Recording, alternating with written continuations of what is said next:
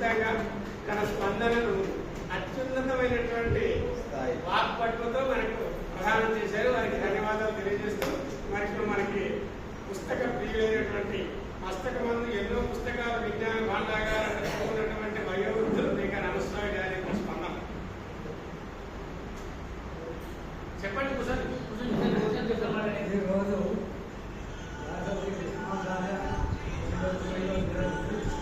సందర్భంలో 80 సంవత్సరాలు అభిమానించి సుభాష్ చంద్రబాబు నేను చేసిన తెలుగు సాహిత్య సేవ సంగీత సేవల గురించి వాళ్ళు నిజంగా నన్ను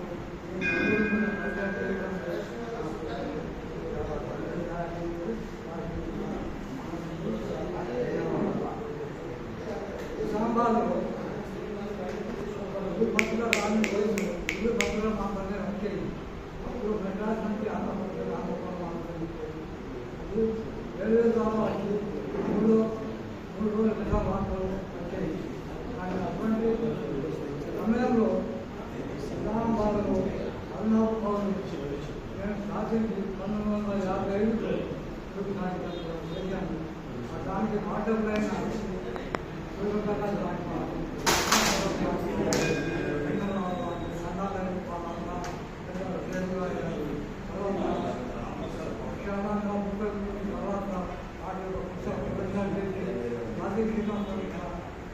సమాంతర సినిమాలకి ప్రజల్ని జాగ్రత్త చేసి ఆ విధంగా అందుకు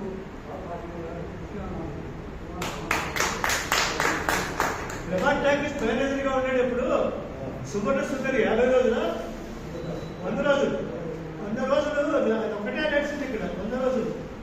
ఆ టైంలో ఆ దాంట్లో నటించినటువంటి నటీనటులందరికీ నిజామాబాద్ పిలిపించినటువంటి ఘనత మేక రామస్వామి.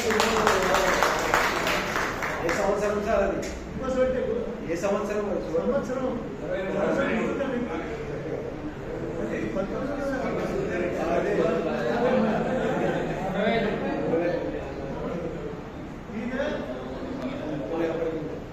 మేమందరూ మీరు మార్గ నిర్దేశకులు. మీరు అన్యాయం ఇంకోసం నేను చెప్తున్నాను. నేను ఉన్నాను, నువ్వు గడవని చెప్పి నీకు వెనకండి.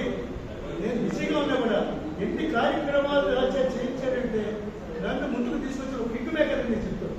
నా గొప్పతనం కాదు. ఇంకోసం అంటే నా మొత్తం గొప్పతనం ఆయనే.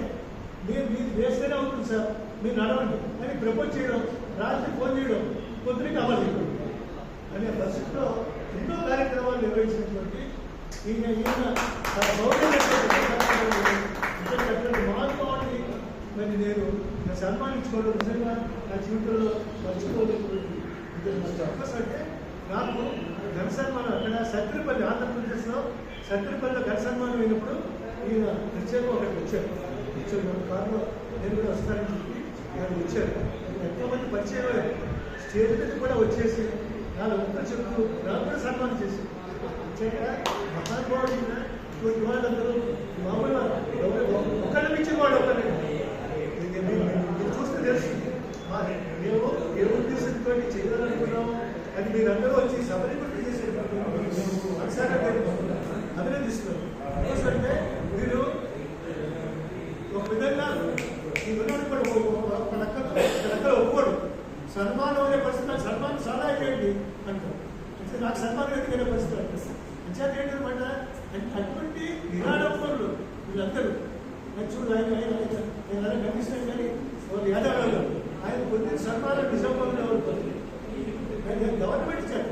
రీసెంట్గా కూడా తెలంగాణ గవర్నమెంట్ వారికి సన్మానం చేసి చారిత్రక చక్రవర్తి అని చూపించింది. సో ఈ గురించి ఇప్పుడు ఆయనే చెప్పారు. ఆయన చెప్పారు, నేను కూడా చెప్పడం జరిగింది. ఎందుకంటే మన నిజామాబాద్ వాడిని అయోధ్యలో బాలరాముడి ఆలయంలో